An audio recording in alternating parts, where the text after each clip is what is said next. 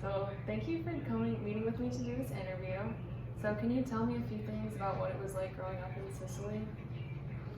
Well, it was so long ago that I lived in Sicily. I was born in 1944, and I lived there until 1964, 65, when my husband and I left Sicily. At the time I was born, we were in Bagheria, Italy, and it was nothing but rubble and destruction from after the war. So it wasn't pleasant, and it was very poor. People had to grovel for food. Luckily, we were like an agricultural area. We were able to grow our own food, make our own bread and things like that, but a lot of people were suffering in that area then. So how do you think that's different compared to people growing up in the US, like now compared to how it was back then? Well, compared to now, it's night and day. I mean, even back then, if you were growing up in America, you didn't have to deal with the destruction from war or the soldiers coming through there. Luckily, I was born after the war, but I'd say people here, they had it hard. They had to work hard too, but I'm not aware that they have so many people that practically starved to death with having nothing. So did you enjoy growing up there? Well, it's really all that I knew. It was farmland, and you had your family, and you did everything together. It wasn't, and I assume here in America they probably all did things together too as families, but we supported each other. There was no jealousy or rivalry. It was we all helped each other, we worked together, and we tried to do the best we could in trying to rebuild our city and our churches. It was hard to restart the country. Mm-hmm. So what activities did you do most of the time? Most of the time we worked. The activities back then would be baking bread, cooking, planting, gardening. It was work, but we didn't consider it work. I guess we did it with a smile on our face. Well, I think now we did it with a smile on our face, but back then we probably did moan and groan a bit as kids. Even then, I think kids moaned and groaned. Mm-hmm. So what are some family or cultural traditions that you really valued growing up? Well, I valued family, still value family. It was nice to get together. That's what our Sundays were. We'd go to church, and after church, you'd all get together. Everybody would bring a dish. You sat down, you laughed, you drank, you danced, you enjoyed each other's company because you knew we had a week of work coming up. Mm-hmm. So how do you think that's different from, how do you think the family values are different there compared to here in the US? Do you think that family is valued more over there? Or?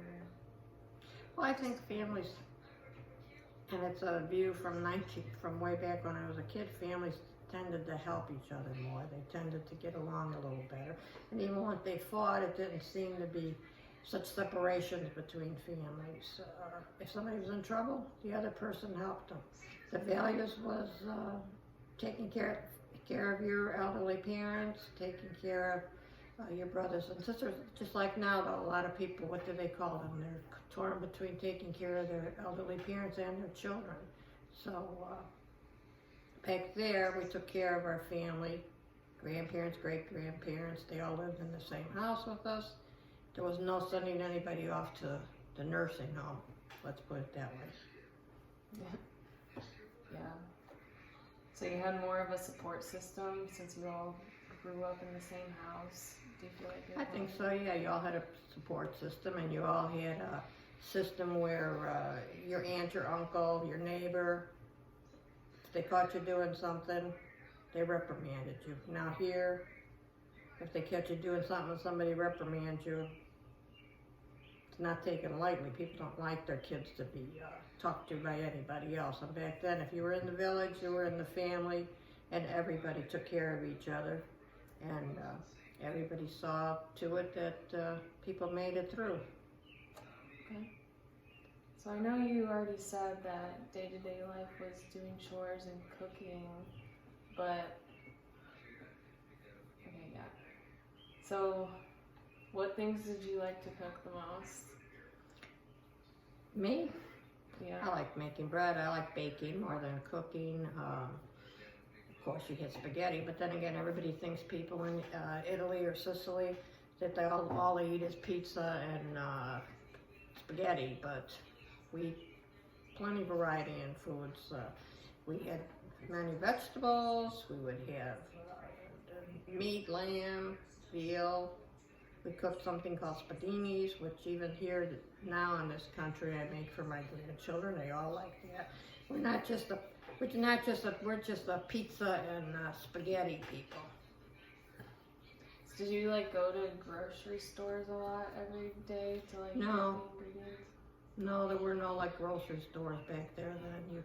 There were in the city, people in the town, in the street, people would have carts. They'd bring whatever they grew that day. You'd get the delicious tomatoes that were ripe, peaches that actually tasted like peaches, artichokes, whatever the cheeses. People would come down from other towns and they would bring different kinds of cheeses.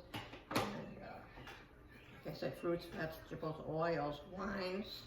Wine was always a big part of an Italian family. I mean, if you were a child, you sat at the table, you had your little glass of wine, and with your meal, everybody didn't get hysterical about it. It was part of family life.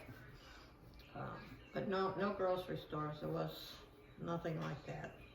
So would you say that the living conditions were kind of hard, or like how were they? Was it just like Housing conditions were pretty rough. Most of the houses were built. They were stone and mortar houses. Nothing fancy. You would have a kitchen. There was no sink. There was no running waters. You had outdoor bathrooms, bedrooms. You slept 3 or 4 in a bed. I slept with my sisters. My brothers were in one bed in another room. There weren't 3 and 4 bedrooms and 2.5 baths like you see today. It was a little, I don't want to call it gravel, but it was rough terrain. how many bathrooms did you have? Outside, Yeah. we didn't have any 2-seaters like you. No, just one bathroom outside for the family, and that's where you went day or night, hot or cold. Out to the outhouse you went. Do you remember how the cost of things were living there, or if you like struggled at all growing up? Well, I know my father struggled because it was hard to get any kind of employment after the war, but really, the girls and wives, you didn't really know. Back then, they didn't tell you much about money. The men ran everything, and the women, unfortunately, pretty much just listened. So as far as cost of things, there was a lot of bartering. If you had a bushel of tomatoes and somebody had a bushel of peaches or apricots or a slice of bacon, you would barter with people, trade off. The same thing with work. You would barter with work. There wasn't a whole lot of cash that I saw, but again, they didn't tell kids every little thing like today. Mm-hmm. The adults ran the show, and I mean, yeah, I was about 19 when I left there, and I was married, but still, it wasn't like you didn't know everything. Fortunately, I married a man that allowed me to do things my way and be part of it, not be blind to what was going on or what things cost, or didn't have to jump when he said jump. Yeah. So what was education like where you grew up? Well, before the war, the education was pretty non-existent, especially for the males, because they were farmers and crop shearers, and you worked the fields, so you worked, there were some factories that they worked in. The women, they stayed home, they didn't go to work, so they really were pretty illiterate. After the war, they became to realize that education was important for boys and girls, so we were lucky enough to have a Catholic church we went to, and they had a little school where the nuns taught us, and all the nuns weren't mean like everybody says. Oh, the nuns would slap your hands with rulers or twist your ears. The nuns weren't like that. They were teachers. They wanted respect, which, of course, back then kids respected adults more, I think. And you did what you were told, and it was pretty basic.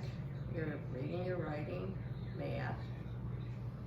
Nothing fantastic. There were some nuns there that did speak English, so we kind of got a little bit of a taste of the language other than just Italian, but even in Sicily, the dialect and the writing was a little bit different from Italy itself. So you said that usually before the war that boys didn't go to school much. Did the girls? Oh no, girls were a far cry from what it is today. Girls were just considered to, they had to do what their husbands told them pretty much. Actually, my parents had an arranged marriage. You didn't go out dating or you got an arranged marriage, you got married and started having kids. And you did pretty much what you were told in some cases. Some husbands weren't the best, but no, education was not something that was considered to be needed. All you needed to do was know how to knead a loaf of bread, or fry a roast, or make some pasta. Do you remember like how long the average school days were when you went? Seemed like we would walk over to the church and we had to be there by, I think it was 9 o'clock, if I recall. And we would get out about 3, but we had an hour for lunch, and you could go home and you had a lunch, a real food, not like what the poor kids get in school today. You got, you had your good meal, and lasted a while, and then you had to walk on back to the school. And we'd get out around, like I said, about 3 o'clock. And we did have a little bit recess in the morning to go out into the schoolyard, but the afternoon that was, you studied from about 1 to 3, and on home you went. Do you remember like how many people were at the school, or was it a small school? I seem to remember there was maybe, in my class, I don't remember the whole school, like in my grade, there was probably about 20 kids. More boys than girls, though. Okay. So what made you decide to move to the U.S.? Well, I got married, and we already had a lot of family that was already here, brothers and sisters. And my mom and dad had passed away, so we figured we should follow the rest of the family and come. And so we came, and we were lucky that one of my family members owned a small grocery store, and they were moving into a different section of Chicago, and they wanted us to run the store for them, and there was a small apartment up above the store. It was 2 little bedrooms and a kitchen and a bathroom, and we stayed there. We had 2 children. And in the meantime, after about a year or so, we saved enough money where my husband was able to go to school to be an auto mechanic, repairman. And when he finished that, he was able to get a job with a car dealership. And from then on, we earned a really good living. We were able to buy a little house, raise our family, and that's it. So how was the move? Like, was there any especially difficult parts of it, or do you think having family made it a little easier? Well, it's always hard to leave someplace where you grew up and you have all your neighbors and your friends. But fortunately for us, we both had family members here, and we were able to join them. Because you had to have somebody to kind of sponsor you too. And when we came, they had that opportunity for us, and it was in a neighborhood that was, mostly Italian people. So we were able to continue our a lot of the traditions, whether it was with the church or whether it was just private families and gatherings, weddings, and so you were able to do the things you used to do in the old country. Do you think you would have decided to move if you didn't already have family there, or would it have been too difficult? Well, my husband would have decided to move, I'm sure, because at that time everybody was looking for more opportunities, and America was a country where you could still at that time make something of yourself without having to have I'm not going to say not a higher education, but you were able to come and you were able to learn a good craft or a technical skill, and you were able to better yourself. So, you read all that stuff. Of course, when you're reading it, they make it seem more streets are paved with gold, but we had a lot of opportunities, and it worked for us, and we were happy, and our family was happy. So overall, you're glad that you decided to move? Yes, I'm glad we decided to come here. I think our life would have been a lot different, a lot more difficult than it was there, but who knows? We would have been lonely if we would have stayed there, because our whole entire family had already come here ahead of us. I mean, my husband still had some family members there, but I really was more interested in being with my family. Mm-hmm. Are there any misconceptions that you think people might have about Sicily? Well, we all know the Godfather, don't we? Yeah. So, some misconception, I think, is that everybody in Sicily and Italy is part of the mob, and they're vindictive and they're vicious, and you have to toe the line or you get murdered. But Sicily isn't all like that. It's like any place. You have your good, you have your bad, you have your evil, and you have to work your way through it. It's just a beautiful place to be, and I'm not saying there's no thievery or no mobs, but it's not as bad as they make it out to be. How do you think? Well, at least it wasn't back then as bad as they made it out to be. I don't know now what's going on here, but and they did have a lot of trouble with fascism even after the war, and crazy people trying to run the country, but we had that here too. Yeah. How do you think you could change these misconceptions? Just by Well, when you go back to visit, or you know friends or people who go there to visit, and you take their trips to Italy or Sicily, you always like to tell them it's not just eating. There's many wonderful things there. You have the beautiful coastlines, the beaches, the sea, the flowers that they have there are just gorgeous, and the art. There's beautiful art everywhere you look, and the cathedrals. And you have so many different people came through Sicily, the Muslims, that you have different takes from different types of people. You learn different kind of attitudes that people had through the centuries. Mm-hmm. And you have a nice volcano there, Mount Vesuvius.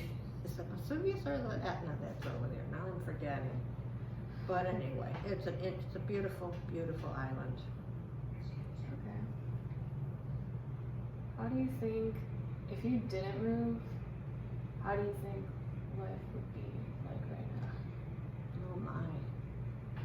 Well, I don't think I would be living the life of the wealthy there. I don't know, because when I go on vacation, I always see the good areas and people that are doing well. So I don't know if you have a big space between people who are well-to-do and people that are having a difficult time with life. So I don't know. I don't think there would have been what was that question again? I'm rambling here. How, if you never came to the U.S. and you still lived there, how different life would be? Well, I think that my husband would have had a much more difficult time finding work and finding jobs, because I think even at this point in time, the unemployment rate there is like 40% or whatever. It's not a lot. You probably would have had to have moved to the mainland of Italy to make any real advances in the way you live, but I'm not sure. That's a hard one. Yeah. So have you gone back there to visit recently, or just to see how it was any time after you came here? Well, we did take a trip back to Sicily, and it was right after 9/11, and we actually had booked it as a tour because we wanted to see different areas, and my husband didn't want to be driving himself, so we booked a tour, and lo and behold, we went it was, I think 3 weeks, maybe 4 weeks after 9/11, and I really didn't want to go. I wanted to cancel it because I was afraid. I was always afraid. But my husband said, nope, we booked it and we're going, because if we don't go now, we'll probably never go back. So we got on the plane, and the plane was practically empty. And my husband did tell me, now when you do get to Italy, and you do get to the foreign countries, when you get to the airport, you'll see guys walking around with dogs and Uzis, so don't panic. It's not because of, it's just the way that those airports are in those countries. We weren't doing that here yet. I mean, I don't know how bad it's gotten here, security in the airports, but anyway, yep, you got off the plane in Milan, and there's the soldiers walking around with the Uzis and the dogs, and kind of gives you the creeps, we'll say, because it's frightening, but you can understand why they have to do it. And like I said, the plane was practically empty. I mean, we just went coach, but we were able to lay down because the plane was only about a quarter full, so there was no one on the plane. And even our tour, there was only 6 other couples, because it was almost like a private tour to the churches and synagogues and stuff. And the people of Sicily were so warm and generous and kind, because we were America, after we went through, when you think about it, those people have gone through so many challenges, whether it's being attacked or safety or illness or whatever. They were very kind, and it was a beautiful, beautiful island, and we had a wonderful time. So do you think that, like, the people there are more friendly and welcoming compared to, like, people here when you came here in the U.S.? Well, for our vacation when we went, they were all very, very warm and very friendly and very open. And here, when you first came, it was still bad as far as, they talk about racism now, and you wouldn't call it racism, but they were prejudiced. They were prejudiced against Italians, and prejudiced against Irish, and prejudiced against Germans, and that's why even at that time it wasn't as bad as it was in the 20s and the 30s, but you still had some of that. And I think that's why they all congregate within their own little communities with the only people that have their same ways of doing things. But we spoke, English. It was not like when people came here in the early 1900s, where it was really like Little Italy or Little Germany.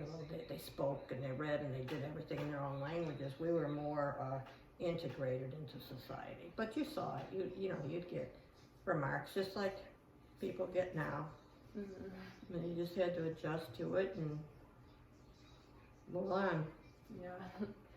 So is there... But also people don't realize, before my time, when the Italians came here, they also helped build the cathedrals and the schools and the churches and the buildings. They were artisans, they were bricklayers and plasterers, and they built the country. So not only them, but other countries, all other nationalities, the workforce that came, they were all other nationalities. So by the time we came, I think we were more respected. Okay.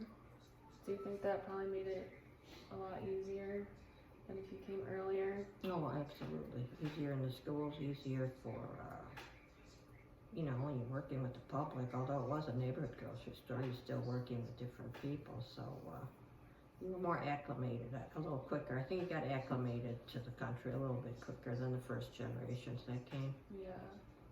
Okay. Is there anything else you would like to add overall about your experience, good or bad? No, I can't say there was anything bad about it. Yes, it was sad to leave my homeland, but then again, like I've said, most of my family was here, so it was just like moving to get back with my folks, my family, my brother, sister, and my nieces and nephews. And we were lucky to live in this country, especially at that time. We were lucky to live in this country. And it's still a wonderful country, although it has a lot of problems and a lot of selfishness. We need to get over some of that and share with each other a little more and educate each other a little more and have a little more tolerance for each other. But no, I have no regrets that we moved to this country. I've had a wonderful life. Okay. Well, thank you for taking the time to do this interview with me. I have learned a lot. Well, it was fun. It was nice to go down memory lane. Yeah. Thank you.